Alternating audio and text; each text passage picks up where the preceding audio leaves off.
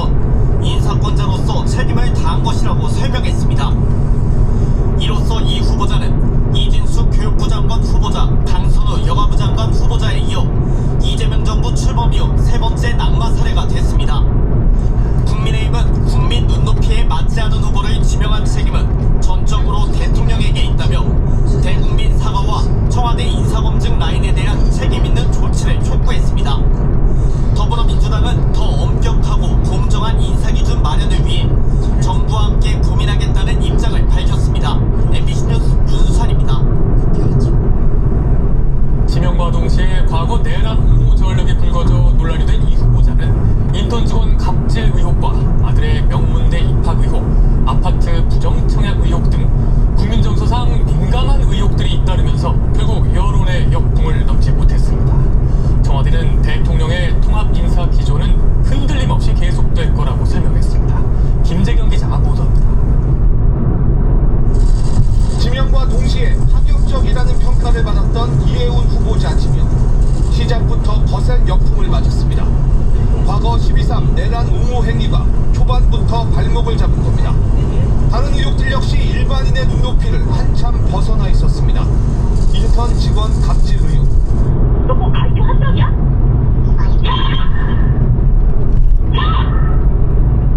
내가 정말 널 죽였으면 좋겠다. 여기에 아파트 부정 청약 의혹은 여론에 불을 붙였습니다. 결혼한 아들까지 가족으로 포함시켜 강남 고가 아파트에 당첨되고 수십억 원의 시세 차익을 본 사실이 알려진 겁니다. 이재명 대통령도 인사검증의 한계를 인정했습니다. 청와대의 검증에 문제가 있는 거 아니냐 지적도 하실 것 같아요. 뭐 문제가 있죠. 결론적으로 부족하죠. 그리고 열린 인사청문회. 이해운 후보자는 부정청약 문제에 대해 아들 부부의 관계가 소원해져 혼인신고를 못했던 것이라고 해명했지만 콜레를 올리고 곧바로 좀 문제가 생겼습니다. 두 사람의 관계가 깨어진 상황이라 최악으로 치달았습니다. 아들 부부가 왜 아파트 당첨 이후에 혼인신고를 하게 됐는지는 명확하게 설명하지 못했습니다. 여론은 더 악화됐고 보수 인사 등용은 결국 첫 지명 철회로 마무리됐습니다. 청와대 관계자는 다음 주 내내 이 사안으로 둘러싸일 가능성이 있었다며 이 후보자를 장관으로 임명하기는 어려워졌다고 고심한 대통령이 지명 철회를 빨리 해야겠다는 판단을 내린 것이라고 전했습니다. 다만 그러면서도 국민 통합을 위한 보수 인사 등용 기조는 이어질 것이라고 강조했습니다. MBC 뉴스 김재경입니다. 베트남 출장 중 갑작스러운 건강 악화로 치료를 받아온 이해찬 전 국무총리가 오늘 별세했습니다. 이 전 총리는 독재 타도에 앞장선 투사이자 4명의 민주진영 대통령을 만들어낸 한국 민주주의의 거목이었습니다. 고인의 삶을 장슬기 기자가 돌아봤습니다. 이해찬 전 총리가 73세의 나이로 오늘 오후 영면에 들었습니다. 민주평통 수석 부의장 자격으로 베트남 출장길에 올랐다 갑작스러운 건강 악화로 현지에서 긴급 수술까지 받았지만 결국 깨어나지 못했습니다. 대학 시절 민천학령 사건과 김대중 내란 음모 사건으로 두 차례 옥고를 치른 청년 이해찬이 대중에게 각인된 건 정치권에 입문한 지 1년 만인 1989년 전두환 씨를 상대로 한 오공청문회였습니다. 전두환 증인의 상대로 해서 이 청문회를 한다는 것 자체에 큰 기대를 걸지 않았었습니다. 속된 말로 걸레는 빨아도 걸레라는 말이 있습니다. 날카로우면서도 정제된 언변으로 노무현 당시 의원과 함께 단번에 스타 의원으로 발돋움했습니다. 모두 7번의 총선에서 단 한 번도 패한 적이 없을 만큼 개인적인 정치 이력도 독보적인 데다 35년간 민주진영 대통령들의 전략가로서 킹메이커로도 꼽힙니다. 김대중 정부에서 40대 교육부 장관으로 입각하며 이해찬 세대라는 말이 나올 정도로 큰 폭의 개혁을 단행했고 노무현 정부에서는 책임 총리로서 국정의 한 축을 담당했습니다. 한나라당은 여러분들이 잘 아시고 국민들이 다 아시는 것처럼 지하실에서 찻대기를 하고 고속도로에서 수백억을 들여온 정권이 아닙니까? 그런 정당이 어떻게 그 좋은 당이라고 할 수가 있겠습니까? 문재인 정부 시절에는 당대표로서 시스템 공천을 내세우며 180석이라는 초유의 선거 결과를 달성합니다. 이재명 대통령과도 각별한 관계였습니다. 이 대통령에게 쏟아지던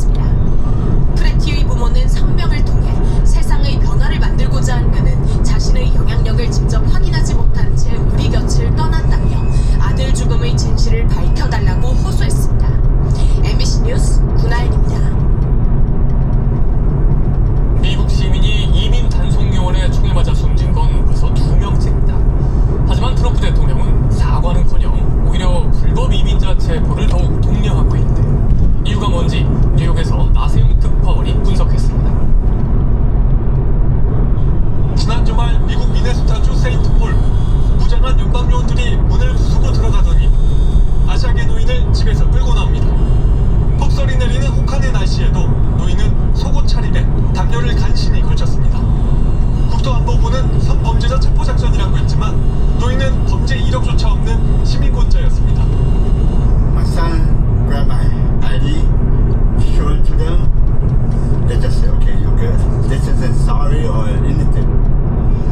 르네 굿이 사살된 뒤 작전은 더 과격한 양상으로 변했습니다. 영장 없이 집을 뒤지는가 하면 5살 아이까지 끌고 가 구금합니다. We are under attack by this administration right now, and this is not okay. It's just not. 강경한 대응 이면에 최근 생활비 문제로 급락한 트럼프 대통령 지지율이 있는 것으로 분석됩니다. 이민자들이 미국 사회에 기생해 불법을 저지르고 지원금까지 빼돌리고 있다며 반이민 정서를 자극해서 지지율을 다시 끌어올리려는 겁니다. 실제 트럼프 대통령은 취임 1주년 회견에서 직접 체포된 이들의 자극적인 사진을 내보이며 심각한 범죄자라고 주장했습니다. These are all criminal, illegal aliens. In many cases, they're murderers, they're drug lords. CNN은 최근 트럼프가 이민정책 메시지가 뜻대로 전달되지 않은 것에 좌절감을 느꼈기 때문이라고 전했습니다. 그러나 이민자 추방정책 지지율은 르네구 사망 이후 30%대로 하락했습니다. 공화당이 장악한 하원에선 이민당국 수장들을 불러 이번 사망 사건에 대한 청문회를 열기로 했습니다. 친트럼프 인사들은 즉각 숨진 프레티가 좌파 정치인들에게 선동을 당한 탓이라고 여론전에 나섰습니다. 하지만 동료 시민들이 찍은 증거 영상이 속속 공개되는 상황에서 미국식 색깔론만으로 들끓는 여론을 잠재우긴 어려워 보입니다. 뉴욕에서 MBC 뉴스 나세훈입니다. 트럼프 대통령은 이웃나라인 캐나다도 위협하고 나섰습니다. 캐나다 총리가 중국을 방문해 관계 개선에 나선 걸 문제 삼은 건데요. 캐나다 총리를 주지사로 폄하하고 캐나다 상품에 100%의 관세를 부과하겠다고 엄포를 놨습니다. 박진종 기자가 보도합니다. 지난 16일 마크 카니 캐나다 총리가 8년 만에 중국을 전격 방문했습니다. 트럼프 행정부의 관세 압박이 심해지면서 교역의 다변화라는 실리를 선택한 겁니다. Canada and China now have the opportunity to work more closely together to strengthen the world's multilateral institutions. 트럼프 대통령은 자신의 SNS를 통해 곧바로 경고장을 날렸습니다. 캐나다가 중국과 협정을 체결하면 미국으로 들어오는 모든 캐나다 제품에 즉각 100% 관세를 부과할 것이라고 으름장을 놓은 겁니다. 중국이 캐나다의 전반적인 생활 방식 등을 포함해 완전히 산채로 먹을 것이라고도 주장했습니다. 캐나다를 미국의 51번째 주로 병합하겠다는 자신의 야욕을 상기시키듯 카니 총리를 주지사로 폄하하기도 했습니다. 북미 동맹의 균열은 처음이 아닙니다. 카니 총리가 지난 세계경제 포럼에서 미국의 일방주의를 비판하자 트럼프 대통령이 즉각 받아치기도 했습니다. They should be grateful to us. Canada lives because of the United States. Remember that. 트럼프의 이런 행보는 중국 견제 의지도 담겨 있습니다. 캐나다가 그런 위험을 느끼면서 중국과 가까워지려고 하잖아요. 트럼프 행정부가 좌시할 이유가 없죠. 중국과 손을 맞잡고 중견국들의 연대를 촉구한 캐나다의 행보에 미국이 압박을 가하면서 북미 지역도 갈등이 커질 걸로 보입니다. MBC 뉴스 박진준입니다. 이번 주 윤석열 전 대통령 부인 김건희 씨에 대한 1심 선고가 나옵니다. 특검은 대한민국 공적 시스템을 크게 훼손했다며 징역 15년을 구형했는데요. 김 씨는 금품 수수와 관련해선 샤넬백은 인정했지만 그라프 목걸이는 인정하지 않고 있습니다. 왜일까요? 차현진 기자입니다. 영부인이 되기 전부터 수탄을 오래도 제대로 된 조사는커녕 압수수색 한 번 받지 않았던 일명 부의제로 김건희 씨. 결국 구속 상태로 재판에 넘겨졌습니다. 국민 여러분께 정치 아무것도 아닌 사람이 이렇게 신뢰를 주셔서 진심으로 죄송합니다. 내란 사태 등과 관련해 윤석열 전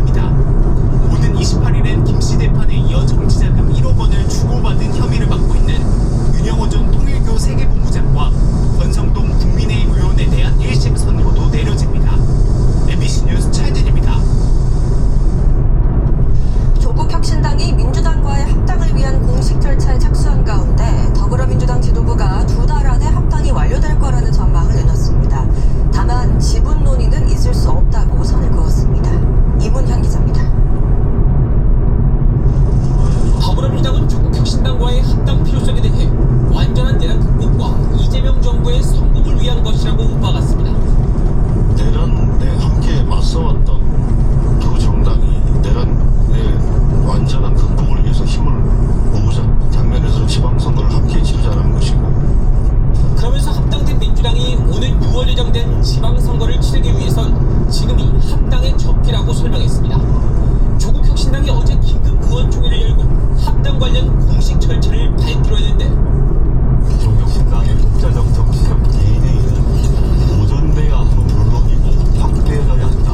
이런 원칙에 기초해서 결정할 것입니다. 민주당은 조국혁신당이 사실상 합당을 수용한 것으로 보고 있습니다. 70년 역사에는 수많은 정치 세력들의 DNA가 다 새겨져 있습니다. 민주당이라는 큰 생명체 내에서 조국혁신당의 DNA도 잘 섞이게 될 것이다. 통합 시기와 관련해서는 지난 2021년 50여일이 걸린 열린민주당과의 통합 사례를 참고할 때 2달 정도면 충분할 것으로 내다봤습니다. 조승래 사무총장은 공천에 대해선 어떻게 전개될지 예단하기 어렵다면서 다만 통합을 논의하는 과정에서 지분 논의는 있을 수 없다고 강조했습니다. 또 이번 합당이 절차적 정당성 없는 독단적 합당이라는 반대 목소리를 의식한 듯 정 대표가 자기 정치를 하는 건 아니라고 주장했습니다. 민주당은 정족수 부족으로 한 차례 부결됐던 1인 1표제 재추진 의견 수렴에 대해서도 압도적 찬성 여론이 확인됐다면서 이번엔 중앙위에서도 통과될 것이라고 자신했습니다. MBC 뉴스 이문현입니다.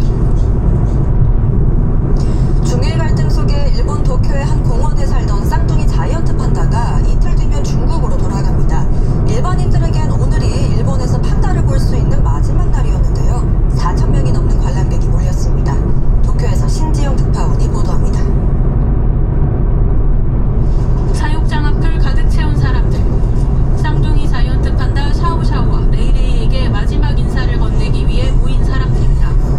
마지막 일반 공개일인 오늘 동물원 측은 사전 추첨 형태로 4,400명을 선발했는데 경쟁률이 24.6대 1에 달할 정도로 관심이 뜨거웠습니다. 치열한 경쟁률을 뚫고 유리창 너머로 판다를 마주한 사람들은 연신 사진과 동영상을 찍으며 아쉬운 마음을 달랬습니다. 可愛いところが好きです。目が好きです。悲しいです。はい、すごく寂しいですよね。なんかまた仲良くなって来てくれたらいいなって思いました。 오는 27일 판다 남매가 중국으로 떠나면 일본엔 단 한 마리의 판다도 남지 않게 됩니다. 1972년 중국과의 국교 정상화 이후 약 반세기 만입니다. 일본 정부와 도쿄도 등은 새로운 판다 대여를 원하고 있지만 중국과의 갈등이 해결의 실마리를 보이기 전까진 어려울 전망입니다.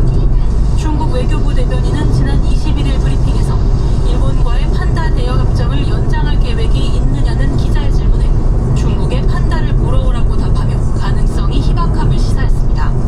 我们知道在日本有一大批大熊猫的粉丝，我们欢迎日本民众来中国看大熊猫。 판다 외교라는 국제 정치 용어가 있을 정도로 판다는 중국의 외교적 온도계로 쓰여왔습니다. 중국은 이달 말 프리드리 메르트 총리의 방중을 추진 중인 독일에 자이언트 판다 2마리를 추가로 보내기로 했고 한국에 대해서도 추가 임차를 추진 중입니다. 일각에선 중일 정상 간 대화를 통해 얽힌 실타래를 풀어야 한다고 주장하지만 올해 11월 중국 선전에서 열리는 에이펙 전까지 만남이 성사되긴 매우 어려운 상황입니다. 도쿄에서 MBC 뉴스 신지영입니다. 흰색 우주선을 닮은 비행체가 하늘로 높이 올라갑니다. 고도가 높은 곳에선 강한 바람이 일정하게 분다는 점을 이용해 비행선 모양의 풍력 발전기를 중국이 개발한 건데요. 베이징 이PD 특파원이 취재했습니다. 도로 위 하늘에 비행기 엔진처럼 생긴 거대한 물체가 떠 있습니다. 4개의 작은 날개가 달려있는 모습이 흡사 우주 비행선 같아 보입니다. 길이 60m, 높이 40m로 아파트 15층 건물 정도 되는 이 물체는 중국의 고고도 풍력 발전기입니다. 2014年的动画电影《超能陆战队》中描绘的科幻画面，如今被我们率先实现了。它叫 S。 비행체 안에 헬륨 가스가 들어간 이 발전기는 고도 2000m 상공까지 올라가 12개의 프로펠러로 전기를 생산한 뒤 지상으로 전기를 내려보냅니다. 지상에서는 바람의 방향이 수시로 바뀌고 세기도 일정하지 않은 데만에 수백 미터 이상의 고고도에서는 강한 바람이 일정하게 불고 있습니다. 이 같은 바람을 이용하면 지상보다 수십 배 더 많이 전력 확보가 가능하고 송전탑과 같은 설비가 필요 없어 산간이나 섬들